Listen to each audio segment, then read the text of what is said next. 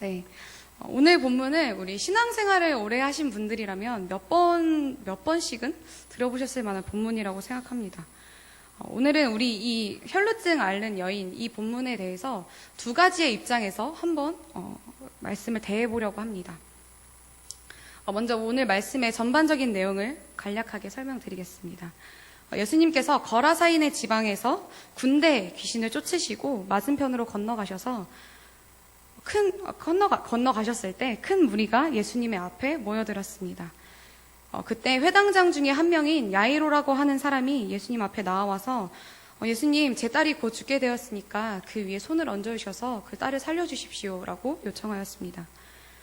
그래서 예수님께서는 그의 요청대로 그와 함께 가셨고 큰 무리가 예수님을 애워싸서 따라갔습니다. 그 큰 무리 안에는 온갖 사정을 가진 사람들이 있었는데 그 무리 안에는 12년 동안이나 혈루증을 앓던 여인도 함께 있었습니다.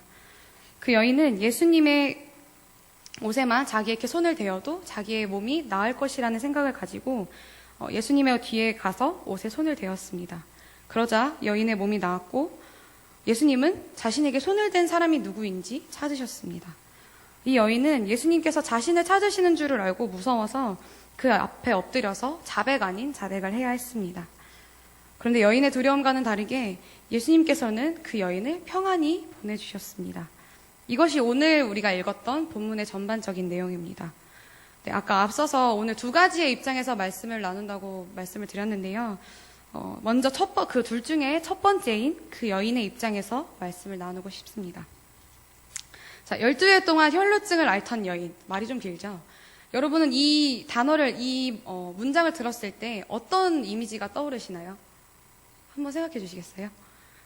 네, 12일 동안 혈루증을 앓던 여인. 저는 이 이미지를 이 단어를 들었을 때 뭔가 되게 막막하고 답답한 듯한 느낌이 확 듭니다. 그것은 이 여인이 지내온 12년이라는 시간을 생각했기 때문인 것 같습니다. 그러니까 우리가 이 성경을 읽으면서, 본문을 읽으면서 이 숫자에 대해서, 이 12년이라는 숫자에 대해서 굉장히 익숙하게 다가와서 좀 와닿지 않는 것 같습니다. 그러나 생각을 해보면 12년이라는 시간은 결코 짧은 시간이 아닙니다. 저한테 앞으로 12년 뒤가 몇 살이야? 라고 물어보시면 저는 35살인데요.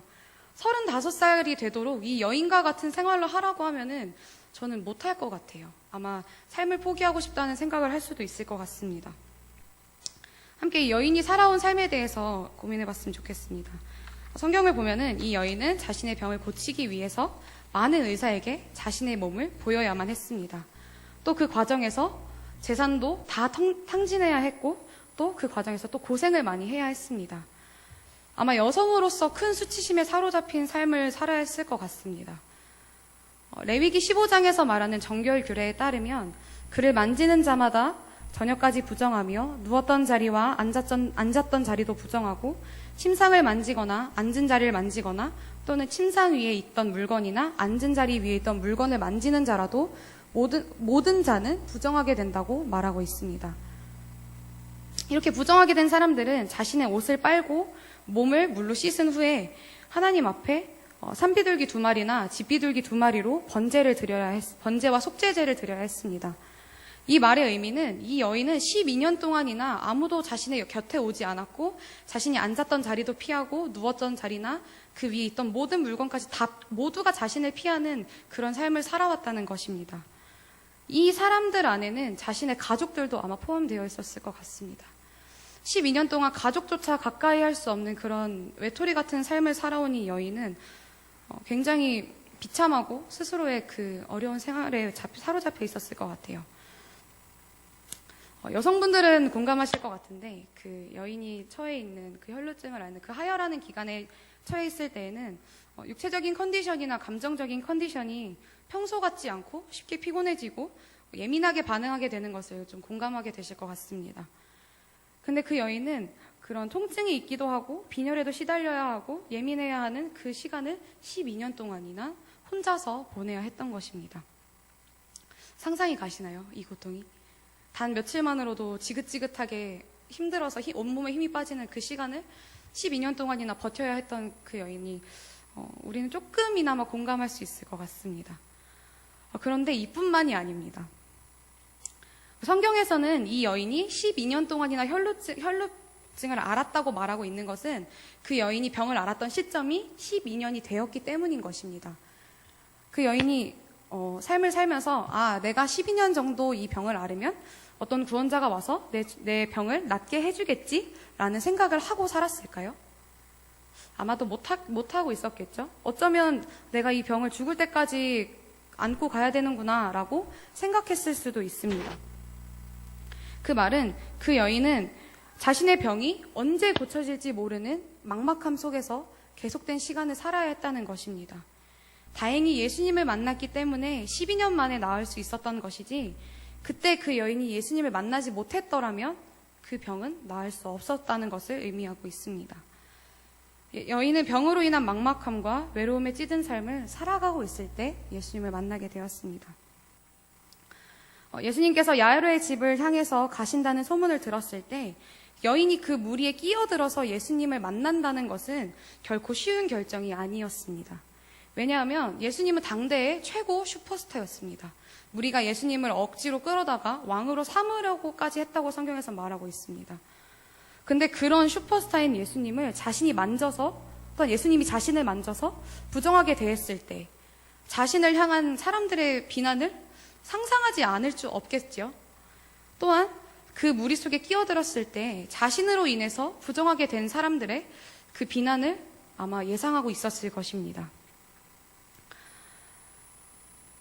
그 여인이 그 무리 안에 끼어든다는 것은 그 무리에 의해서 돌에 맞아서 죽을 수도 있다는 것을 감안한 것이라고 생각할 수 있습니다.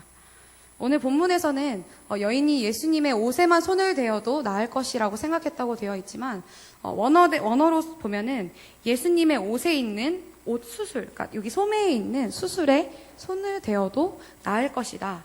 그러니까 옷에 직접적으로 손을 댈 수도 없고 그 장식된 장식에만 손을 대어도 내가 나을 것이다 라고 생각하고 있었다고 합니다. 이것은 옷을 붙잡지도 못하고 겨우 수술에 옷을 대는 여인의 모습에서 여인의 간절함과 동시에 두려움을 함께 느낄 수 있습니다.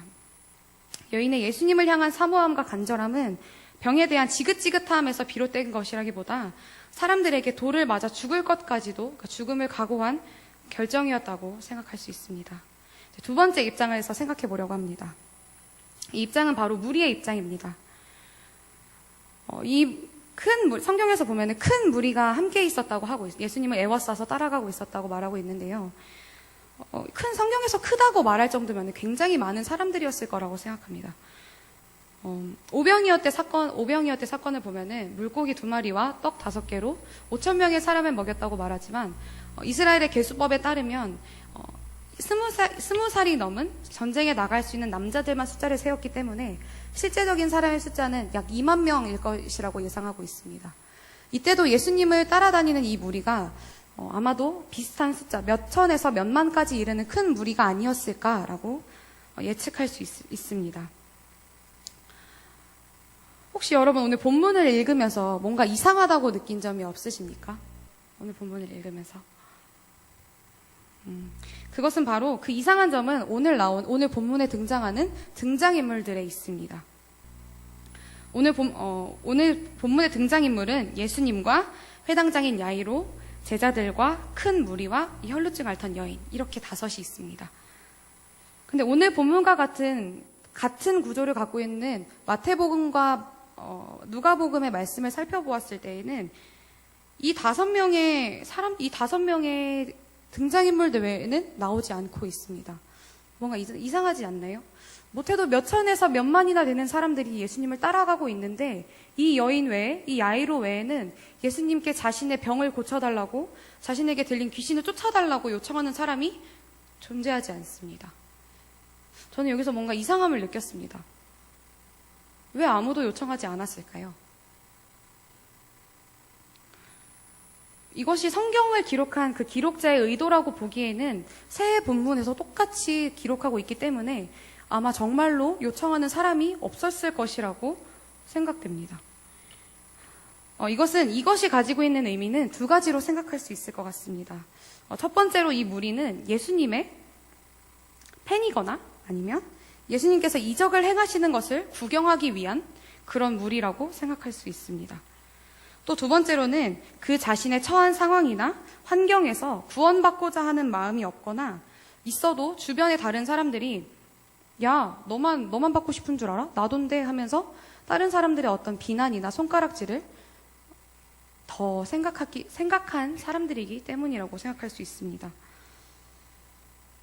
그렇기 때문에 이 무리는 예수님을 만나고 함께 걸어가고 있는, 정말 우리로서는 너무나도 바라고 있는 일생일대의 기회를 직접 체험하고 있으면서도 그저 무의미하게 흘려보냈다고 볼 수 있습니다. 자, 여러분과 함께 만약에 라는 것을 해보고 싶습니다. 만약에 함께 고민해 보셨으면 좋겠는 것이 이것입니다. 만약에 혈루증을 앓던 여인이 그 무리에 끼어들지 못하고 그냥 멈춰 있었다면 어떻게 되었을까요? 한번 생각해 보시겠습니까? 만약에 그 여인이 그 무리에 끼어들지 않고 그저 뒤에서 하고 있었다면 어떻게 되었을까요? 정답은 하나입니다. 아마도 그냥 그 병에서 구원받지 못하고 어쩌면 죽을 때까지 그 병에서 사로잡힌 채 살아야 했을 것입니다. 그렇다면 두 번째로, 만약에 이 여인이 예수님의 옷가에 손을 대기를 주저했다면 어떻게 되었을까요? 이것은 좀 여러 가지 가능성이 있을 것 같습니다. 이 여인을 알고 계시고 생각하고 계신 예수님께서 그 여인을 기다려주셨을 수도 있고, 아니면 목적을 향 어떤 야이로의 집이라는 목표를 향해 가고 계셨기 때문에 그저 이 여인을 모른 척하고 그저 계속 가셨을 수도 있을 것 같습니다.